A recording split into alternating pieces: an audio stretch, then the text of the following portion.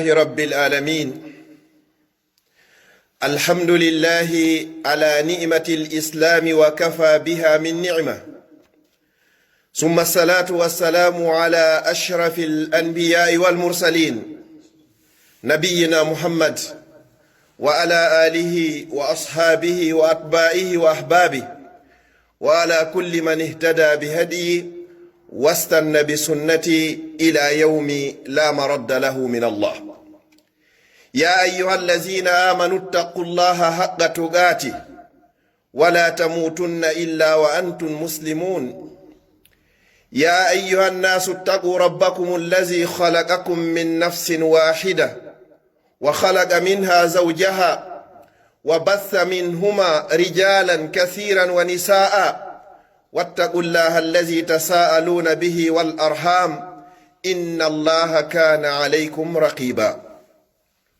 يا أيها الذين آمنوا اتقوا الله وقولوا قولا سديدا يصلح لكم أعمالكم ويغفر لكم ذنوبكم، ومن يطع الله ورسوله فقد فاز فوزا عظيما.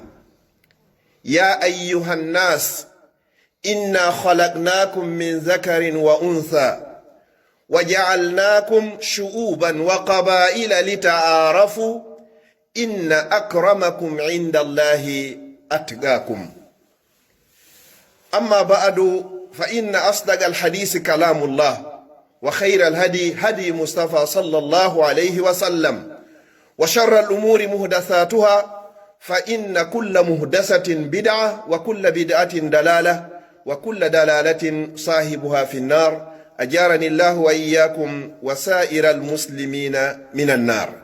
آمين آمين آمين يا رب العالمين. أما بعد، فأيها الأحبة، لقد خلق الله عز وجل أشياء عدة، ومن بين هذه الأشياء التي خلقها الله سبحانه وتعالى وهي لا تعد ولا تحصى، منها الأرض والجبال والحديد والنار والماء والريح، وخلق الله ابن آدم. ومن بين هذه المخلوقات كلها أيهما أشد عند الله عز وجل؟ فائروني بالقلوب وأسماء. أسأل سبحانه وتعالى أن يجعل كل كلمة أقولها هنا خالصة لوجهه الكريم، وكما أسأله جل في علا أن يجعلكم من الذين يستمعون القول فيتبعون أحسنه، أولئك الذين هداهم الله وأولئك هم أولو الألباب.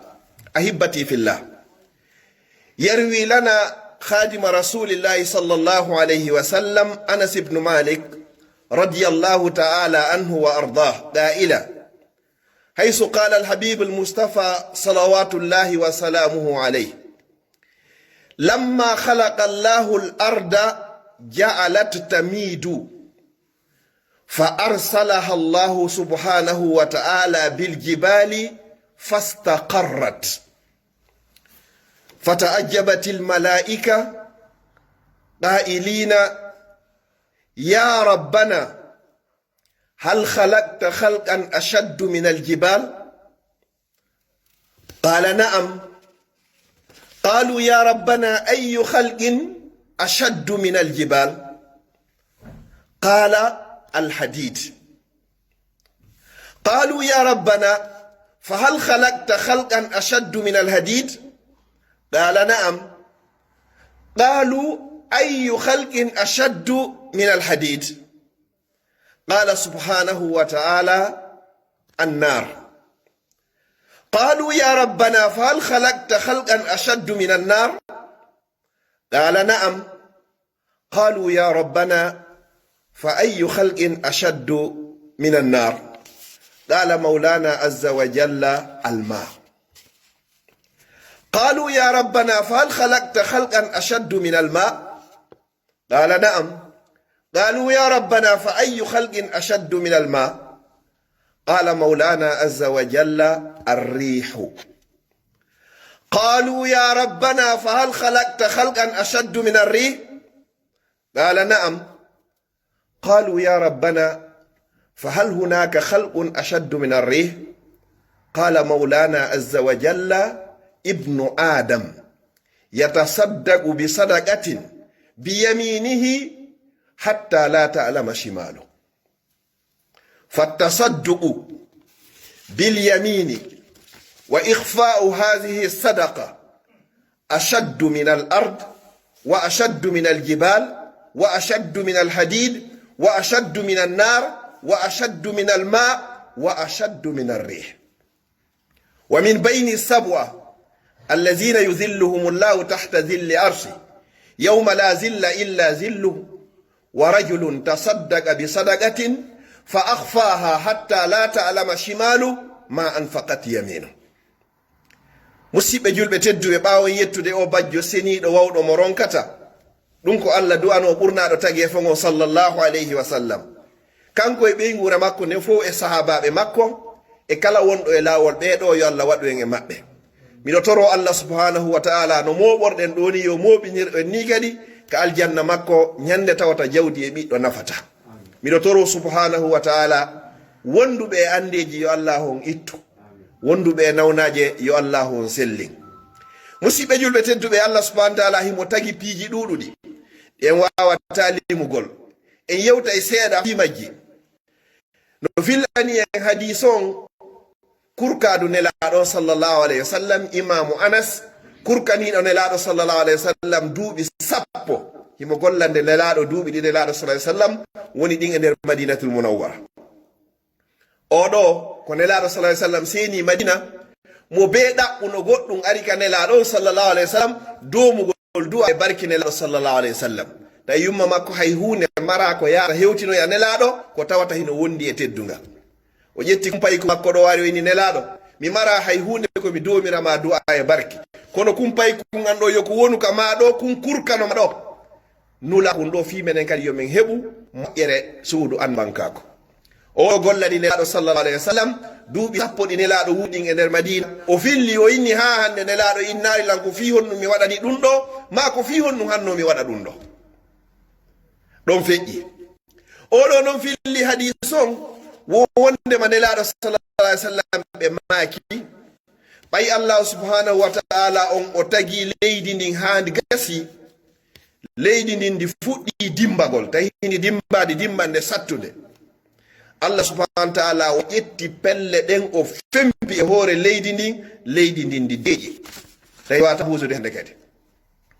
ɓay malaikaɓe yi ɗum ɗo hawni ɓe maƴƴa ɓeni ene jomiraen ene hino woodi taguɗa ko mawni kama ko ɓuri e hulɓinade ɓuri ɗe pelle ƴettaɗe fempa e hoore leydi ndin ɗo leydi ndin deetandi wawata buusude. hay si tawi harandi buusi ene wonɓe e hoore mayri ndin en wawata so'ude. Allah inni hino woodi tagu ngumi tagi no mawni ɓuri leydi ndin no ɓuri pelle ɗen kadi. ɓeyni ko honɗum woni ɗum joomi amen.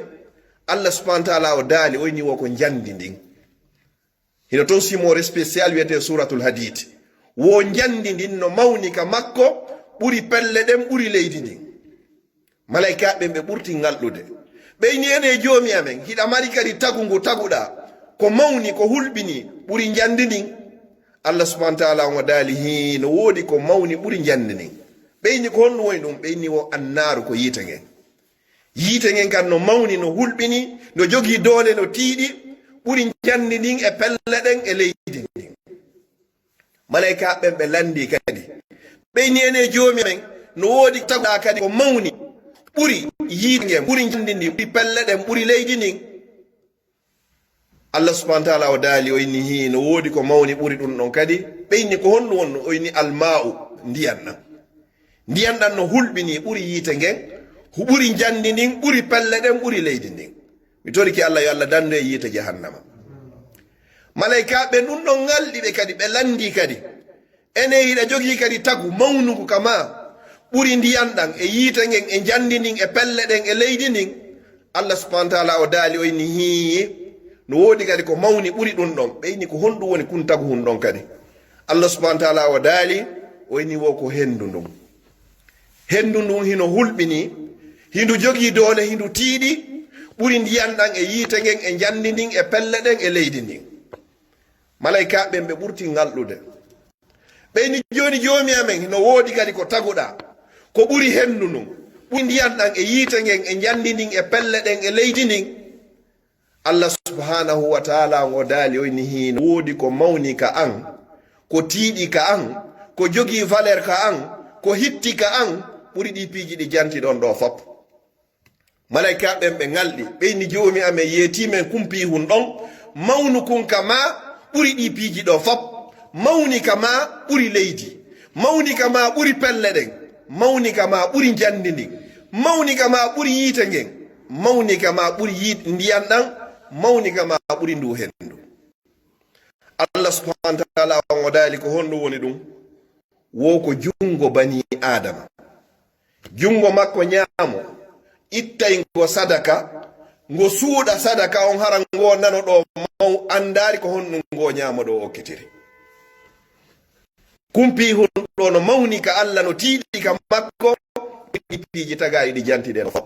ƴetta mbuɗuma goto waɗa fi sabilillah, suuɗa ɗum ɗon hara nano on andari ko ñaamo gon okkitiri, no jogii valeur ka Allah ɓuri ɗi piiji jantaɗi ɗo.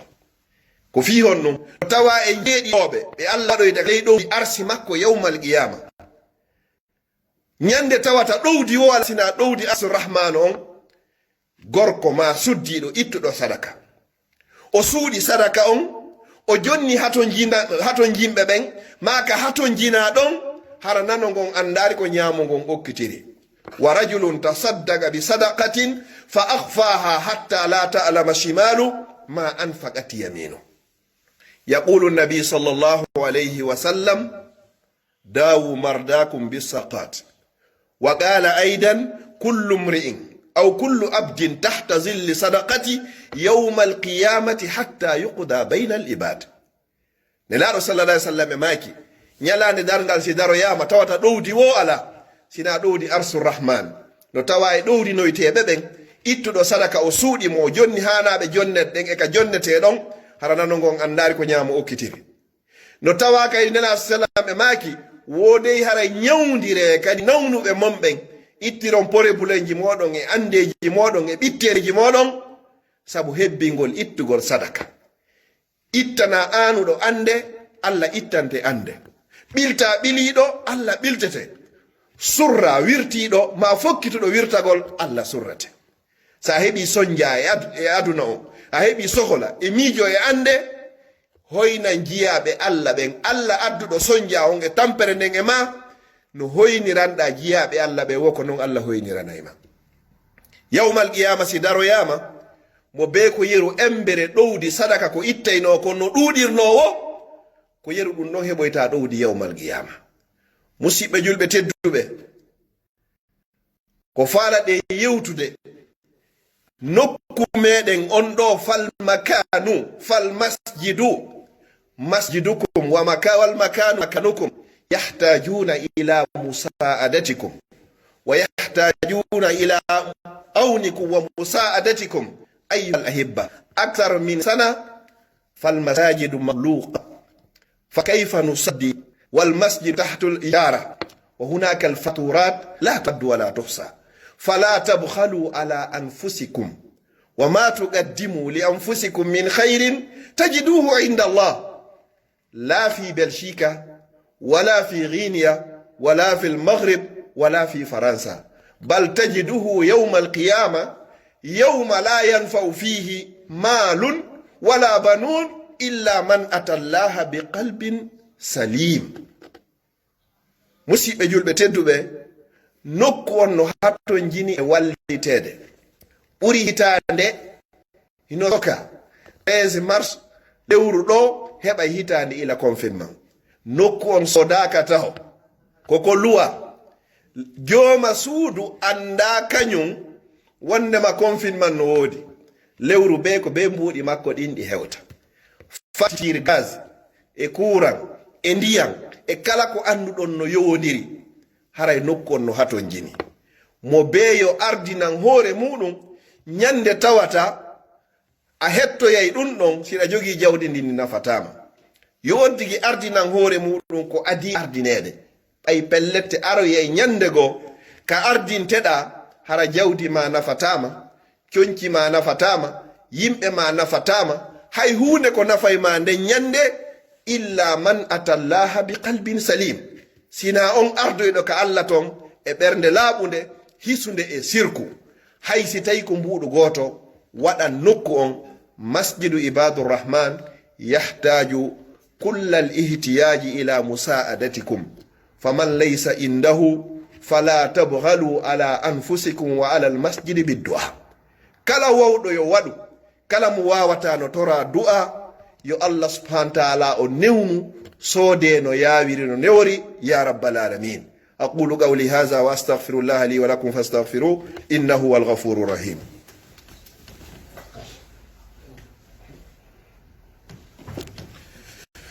الحمد لله حمدا كثيرا طيبا مباركا فيه. الحمد لله على نعمة الإسلام وكفى بها من نعمة، ثم الصلاة والسلام على أشرف الأنبياء والمرسلين نبينا محمد وعلى آله وأصحابه وأتباعه وأحبابه وعلى كل من سار على نهجه واستنى بسنته إلى يوم الدين. فأيها الأحبة، نحتاج إلى مساعدتكم، المكان يحتاج إلى مساعدتكم، فلا تبخلوا على بيت من بيوت الله، فقدموا لأنفسكم قبل أن تقدموا، وما تقدموا لأنفسكم من خير تجدوه عند الله. وأنفقوا ليوم تسخص فيه الأبصار مهطئين مقنئي رؤوسهم لا يرتد إليهم طرفهم وأفئدتهم هواء. musidɓe julɓe tedduɓe, nokku on ko suudu Allah, fewndo ɗo ko suuɗo juula, nokku on no hato jini e dankitede, nokku on ko suudu Allah. kala waɗanɗo ɗo naami waɗani, na kaarijo waɗani, ko waɗanɗa ko hoorema. ñande surroɓe arti, ñande tawata ko pellet, mo be men hino habbi tawata ko be yehen. voyage on non o tultata ko nafoyey ma to wo koko ardinanɗa hoore ma ko nga ko adi ardinede. ɓayle pellet sikke wo ala, no tawa e imanu billah gomɗingol wonnema pellet komi mayowo. minha khalaqnakum wa fiha nu'idukum wa minha nukhrijukum taratan ukhra. koye ndi leydi woni ko tagaɗen, ko ton woni ko ruttete ɗen, ko ton kadi woni ko Allah subhanahu wa ta'ala on yaltinoyte en kadi fi landitagol en ko golluɗen kon. haray hiɗa jogii nokkeli buy ka tawata koye indema, ɗa yoɓde facture ji, ɗa yoɓde loyer ji, selin ɗon ko kum fanɗi o, inna kun ɗo mi ardinani hoore an fi o nokku Allah ɗo. ñande surroɓe arti, ñande Allah subhanahu wa ta'ala an darno ila yeeso makko, wono nelaɗo sallallahu alayhi wa sallam makiri noon, wa in minkum illa sayukallimuhu rabbu laysa baynahu wa baynahu turjuman. ala hay e goto e moɗon sina o daroyto yeeso joomi makko o waɗa contrandi, hara ala hakkunde makko e joomi makko nantinowo. nelaɗo sallallahu alayhi wa sallam ɓe maki wo fattaqu nnara walaw bi shiqqi tamra. haray rente huule e nge yiite, hay so toyon ittu sadaka fotata e porolum tamaro. ko ɓuri e fanɗude kon, ƴettuɗon ardinana hoorema. wa yaqulu subhana lan tanalu lbirra hatta tunfiqu mimma tuhibbun. on heɓoytade ko ko wiyete bir, ha tuma ƴettuɗon dépense ɗon ko ɓurɗon e yiɗude kon, fiya heɓu ko ɓuri e moƴƴude kon kadi yawmal qiyama.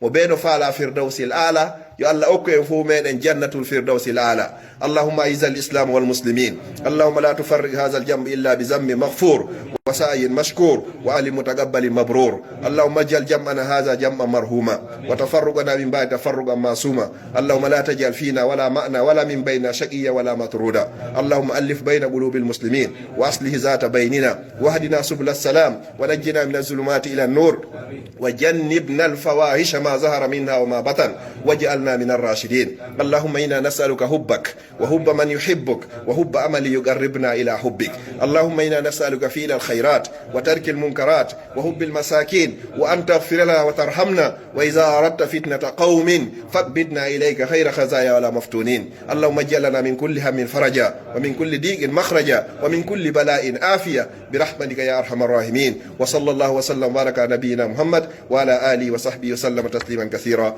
فما كان من توفيق فمن الله وحده، وما كان من خطأ أو سهو أو نسيان أو زلل فمني ومن الشيطان، والله ورسوله منه براء. وأعوذ بالله أن أذكركم وأنسى، وأعوذ بالله أن أكون جسرا تعبرون به إلى الجنة، وأوذى في نار جهنم والعياذ بالله. وأقم الصلاة.